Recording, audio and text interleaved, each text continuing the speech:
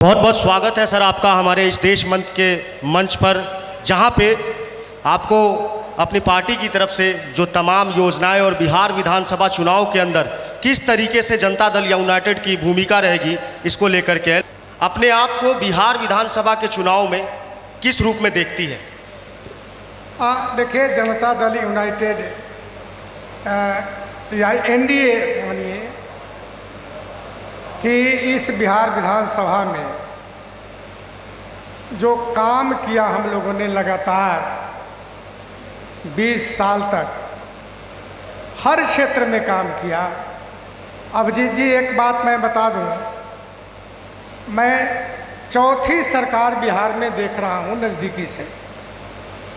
77 की सरकार आदरणीय कर्पूरी ठाकुर जी की सरकार को भी देखा, उसके बाद कांग्रेस की भी सरकार को देखा और राष्ट्रीय जनता दल की सरकार को भी देखा। तो 3 सरकार ऐसी थी जिसको बहुत करीबी से हमने देखने का काम किया है। लेकिन यह सरकार जो आदरणीय नीतीश कुमार जी के नेतृत्व में काम कर रहा है गत 19-20 सालों से, इस सरकार में परिवर्तन देखने को मिला। क्या परिवर्तन देखने को मिला सर? हर क्षेत्र में परिवर्तन देखने को मिला। आप लोग भी देखा करते होंगे कि किस प्रकार बिहार में सड़कों का जाल, जहां परिवहन आवागमन नहीं हो पाता था, आज बिहार में किस तरह सड़कों का जाल इस सरकार ने बिछाया है। किसी भी जिले से मुख्यालय आने में 4 घंटा से अधिक समय नहीं लगता है। जो जनता दल यूनाइटेड जो चीज़ें बताती है कि हमने सड़कों पे काम किया है, सड़क हाजीपुर की अगर विशेष तौर पे बात करें तो हाजीपुर में सड़कों की स्थिति आपको नज़र आ ही गई होगी। क्या कारण है इसके पीछे, इसके बारे में कुछ बताइए। नहीं, मैं तो आया हूँ 30 से 35 मिनट में पटना से आपके स्थल पर। जितनी बेहतर सड़कें मिली हमको और गंडक में भी जो पुल बन रहे हैं, तो इससे ही स्पष्ट होता है कि सरकार की नीयत बिहार में विकास करने का है।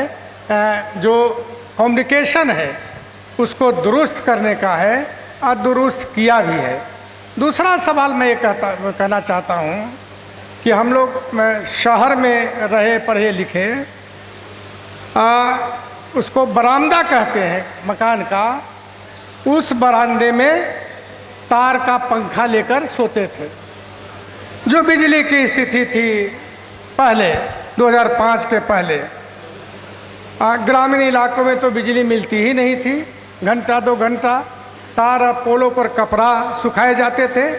आज स्थिति जो मुख्यमंत्री ने घोषणा किया था उसके अनुसार शहरों में 24 घंटे बिजली मिल रहे हैं और ग्रामीण इलाकों में 22 से 23 घंटे बिजली मिल रहे हैं। ये ग्रामीण इलाकों में यहीं स्थानीय राघोपुर विधानसभा क्षेत्र के बिद्दुपुर प्रखंड में पिछले 1 महीने का यह आलम है कि बिजली लगातार गायब है।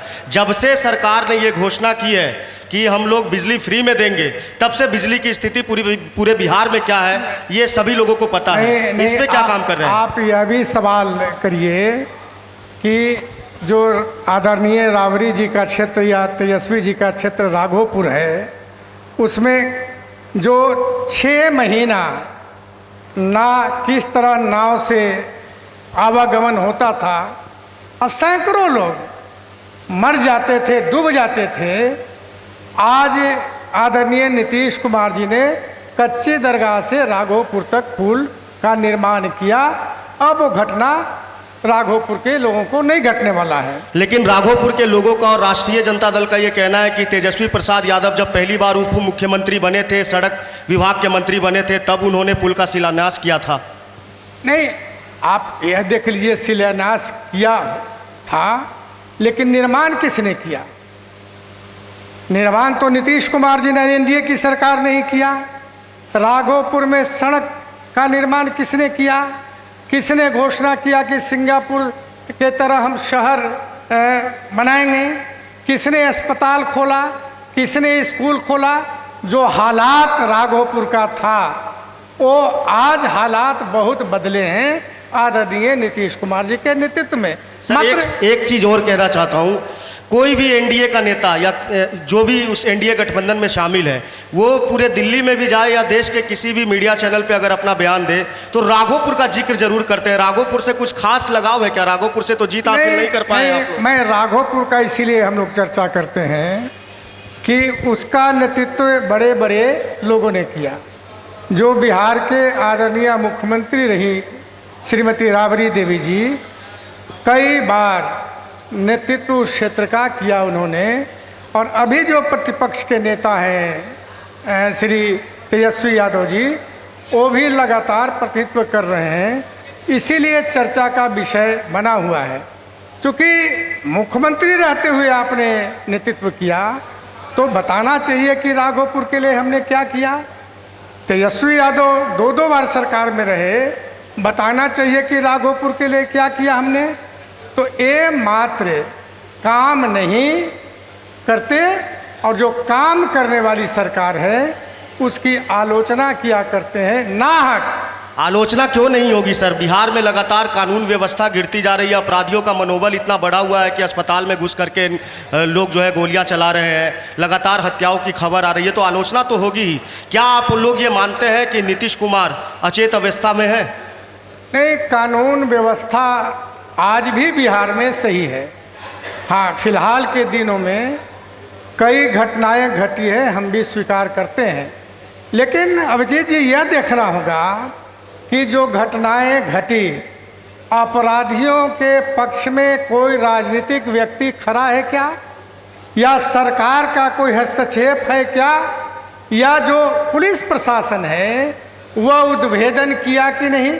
घटना घट जाती हैं, सरकार को भी परेशानी होती है, आम लोगों के मन में भी होता है, लेकिन कितनी मुस्तैदी के साथ चाहे खेमका की हत्या हो, उसके शूटर उमेश यादव को गिरफ्तार किया और लोगों को गिरफ्तार किया। लेकिन सर, उस षड्यंत्र के पीछे जो बड़े बड़े नाम आ रहे हैं, जो ठीक है आप लोगों कहते हैं कि आपकी प्रशासन ने जो है गोली चलाने वाले को अरेस्ट कर लिया, लेकिन उस गोली चलवाने के पीछे जिनकी भूमिका थी, उनके साठ-गांठ जदयू के बड़े नेताओं के साथ में ऐसी बातें सामने निकल करके आ रही है। इन सब मामलों में उन पे कब कार्रवाई होगी? ये ठीक है, कहीं ना कहीं साजिश है। ये तो जिला प्रशासन, पुलिस प्रशासन इसकी खुलासा करेगा, और बहुत नीचे स्तर से जांच हो रहे हैं।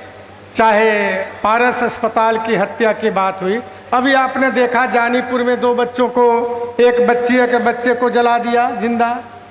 अब उसका उद्भेदन हुआ कि उसकी माँ से किसी व्यक्ति का संबंध था और वो बच्चा देख लिया था, अब उसके चलते जला दिया लोगों को। लेकिन उद्भेदन तो 24 घंटे में हुआ। ये तो कामयाब पुलिस का और प्रशासन का, सरकार का प्रतीक है। और इसके बाद भी अगर कहा जाए कि सरकार कुछ नहीं कर रही है, लॉ एंड ऑर्डर खराब है, तो मैं नहीं मानता हूँ। इसलिए भी नहीं मानता हूँ कि आज भी लोगों के मन में दहशत नहीं है। सर रोकना चाहूँगा। बेरोजगारी, पलायन, भ्रष्टाचार, ये 3 ऐसे मुद्दे हैं जो बिहार को एक तरीके से खोखला कर रहे हैं। भ्रष्टाचार की अगर मैं बात करूं तो सोशल मीडिया पे आपने कई ऐसे वीडियोस देखे होंगे जिसके अंदर प्रखंड स्तर पर हर काम करवाने के लिए घूस ली जाती है। कई बार विजिलेंस की छापेमारी में देखा होगा आपने कि कई ऐसे अफसर जो घूस लेते हुए पकड़े जाते हैं। इन सब चीज़ों पर कब कंट्रोल होगा? मैं एक एक करके तीनों बिंदु पर आपको जवाब देता हूँ। अब बहुत मज़ेदार सवाल, अब बेहतरीन सवाल आपने उठाया है। 24-25 के सर्वे हुए, रिपोर्ट पेश किए गए बिहार में, जिसमें बेरोजगारी ग्रामीण इलाकों में 3.3% था पुरुषों में, और महिलाओं में था 0.9। ये बेरोजगारी था 24-25 के आर्थिक सर्वेक्षण जो पेश किए गए। औसतन गांव और शहर मिलाकर बेरोजगारी 3.6 रहा है। अन्य राज्यों से अगर तुलना करिएगा तो केरला में 7.2 बेरोजगारी है। पंजाब तो विकसित राज्य कहा जाता है, वहाँ 5.5% है, तेलंगाना में 4.8% है, राजस्थान में 4.2% है और आंध्र में 4.1% है। मुझे लगता है कि इन राज्यों के आप बात बता रहे हैं, वो जो भी आपने आंकड़ा बताया वो बिहार के लोग ही जा करके वहाँ काम करते होंगे, मुझे तो यही लगता है। नहीं नहीं, बिल्कुल सही है। दूसरी बात आपने सवाल उठाया कि पलायन, जो पलायन का सवाल उठाते हैं और यह कहते हैं कि अति पिछड़ा और दलित के लोग पलायन कर गए, जो यह कहते हैं वो शायद बिहार में जो जनगणना का सर्वे हुआ उसका अध्ययन उन्होंने नहीं किया है। अध्ययन कर लें, सबसे अधिक पलायन बिहार में 5.68% जो सामान्य जातियां के लोग थे वो पलायन किया है, चाहे नौकरी के लिए या रोजगार के लिए। उस समय पलायन किया जिस समय बिहार में रहना बहुत मुश्किल था। नीति एक सेकंड। दूसरी बात, जो अति पिछड़ों की बात करते हैं 3.3% पलायन किया, दलित की बात करते हैं तो 2.6% पलायन किया। अब बताइए, यहाँ जो विरोधी दल के लोग हैं यह प्रचार करते हैं कि अति पिछड़ा और दलित के लोग पलायन कर रहे हैं, तो कौन पलायन कर रहा है आप समझ लीजिए। रहा भ्रष्टाचार का सवाल आपने उठाया, देखिए भ्रष्टाचार के चहुओर हमला करने की कोशिश सरकार ने की है। आप याद करिए कि सीबीआई के तर्ज पर बिहार में भी बनाई गई थी और उसको जांच का अधिकार दिया गया था। इसका परिणाम हुआ बिहार ही एक ऐसा राज्य है जहां आईपीएस के खिलाफ कार्रवाई करके उनके मकान अपने पास रख के और बच्चों का स्कूल खोला गया। सरकार के 70,000 करोड़ रुपए का हिसाब कब देंगे आप लोग, ये बताइए। क्या चीज? 70,000 करोड़ रुपए घोटाले की बात सामने निकल के आ रही है, नीति आयोग की रिपोर्ट है। आप जो कैग के रिपोर्ट की प्रक्रिया नहीं जानते हैं वही ये सवाल उठा सकते हैं। देखिए, कैग में जो उपयोगिता है, सरकार हर विभाग में जो पैसे आवंटन हुए उसकी उपयोगिता कैग मांगता है, तो कई विभागों में उपयोगिता इसीलिए नहीं मिला होगा कि एडवांस पैसा जितने डेवलपमेंट बिहार में हो रहे हैं, एडवांस पैसा दिए गए हैं, उसकी उपयोगिता भी नहीं मिली होगी। लेकिन फिर भी ये प्रावधान है, संवैधानिक नियम है कि कैग के रिपोर्टों की जांच लोक लेखा समिति करेगा और उसके चेयरमैन विपक्ष के नेता होंगे। हमारे यहाँ भाई वीरेंद्र हैं विपक्ष के नेता, उनका दायित्व बनता है कि जो कैग ने डिफरेंसेज पैसा के बारे में दिया है उस विभाग के अधिकारियों को बुलाकर उसका मिलान करे। और यही होता रहा है, परंपरा मिलान होता रहा है। और इस साल का नहीं है, कई वर्षों से, बल्कि राजद काल से लंबित कई ऐसे हैं जो अभी तक नहीं मिले हैं। ये दुनिया जानता है कि ये सरकार नीतीश कुमार जी के नेतृत्व में चल रही है। नीतीश कुमार ईमानदार और अच्छे छवि के आदमी हैं, कोई भी भ्रष्टाचार के आरोप लगाएगा कोई मानने के लिए तैयार नहीं है। हमेशा विपक्ष के नेता कहते हैं नीतीश कुमार तो ईमानदार है, लेकिन उनके साथ में अगल बगल के जो नेता है उनसे घिरे हुए हैं और वही लोग उनको गाइड करते हैं। नीतीश कुमार अपनी मानसिक संतुलन खराब कर बैठे हैं, ऐसा विपक्ष का आरोप लगता है हमेशा। अब कोई मुद्दा तो है नहीं विपक्ष के पास कि वह मुद्दा लेकर जनता के बीच में जाए। मुद्दे तो एक मुद्दा यही बचा है कि नीतीश कुमार अस्वस्थ हैं। अरे भाई, नीतीश कुमार अस्वस्थ हैं तो ये सारे योजनाओं का प्रगति यात्रा आपने किया, पूरे बिहार में प्रगति यात्रा किया उन्होंने। आरजेडी की कॉपी कर रहे हैं, जो राष्ट्रीय जनता दल ने जो अपना मैनिफेस्टो बनाया चुनाव के लिए उसकी कॉपी कर रहे हैं। उन्होंने बात की कि हम युवाओं को रोजगार देंगे, मेडल लाओ नौकरी पाओ, माई बहन सम्मान योजना, गैस सिलेंडर, बिजली फ्री, तमाम जो योजनाएं जो तेजस्वी प्रसाद यादव ने कहा था उसी योजना को आप लोग फॉलो कर रहे हैं, ऐसा तेजस्वी यादव का कहना है। अच्छा, ये बताइए, जिस समय राजनीति में पैर भी नहीं रखे होंगे तेजस्वी, मुझको लगता है कि 9-10 साल का उम्र होगा उनका, 2005 में तो नगर निकायों में नीतीश कुमार जी ने महिलाओं, पिछड़ों का दलितों का आरक्षण दिया, तो क्या तेजस्वी का अनुकरण है? महिलाओं को 35% आरक्षण दिया, क्या यह तेजस्वी का अनुकरण है? तो ये दर्जनों योजनाएं हम लोगों ने चालू किया बिहार में, तो तेजस्वी का अनुकरण है। चलिए सर, हम आपसे एक सवाल और पूछते हैं, इस बार बिहार विधानसभा का चुनाव किसके नेतृत्व में लड़ा जाएगा? नीतीश कुमार जी के नेतृत्व में। मुख्यमंत्री कौन बनेंगे? नीतीश कुमार जी बनेंगे। लेकिन भारतीय जनता पार्टी का ये कहना है कि हमारा सपना बिहार में जब साकार होगा जब तक कोई भाजपा का मुख्यमंत्री नहीं बन जाता है। मतलब है कि आप देखा होगा कि पूरे बिहार में 2020 के चुनाव में भागलपुर के मंच से नीतीश कुमार जी ने कहा था कि इस बार अंतिम बार आया हूं वोट मांगने के लिए, अगली बार नहीं आऊंगा, एक बार सरकार बना दीजिए। 20 में सरकार बनी, फिर 25 आने जा रही है, फिर भी आप लोग कह रहे हैं कि नीतीश कुमार मुख्यमंत्री बनेंगे, चिराग पासवान कहते हैं कि मुख्यमंत्री बनेंगे, हर सबको मुख्यमंत्री बनना है, लेकिन आप लोग तो नीतीश कुमार के साथ में जा रहे हैं। नीतीश कुमार के बारे में नहीं, आप इसको सुधार कर लीजिए।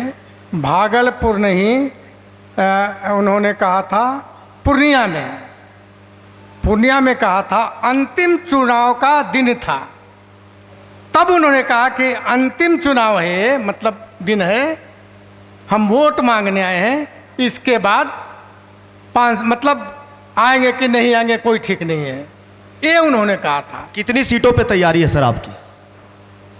जो तय होंगे सीटें 243 पर। 243 पे जेडीयू लड़ेगी?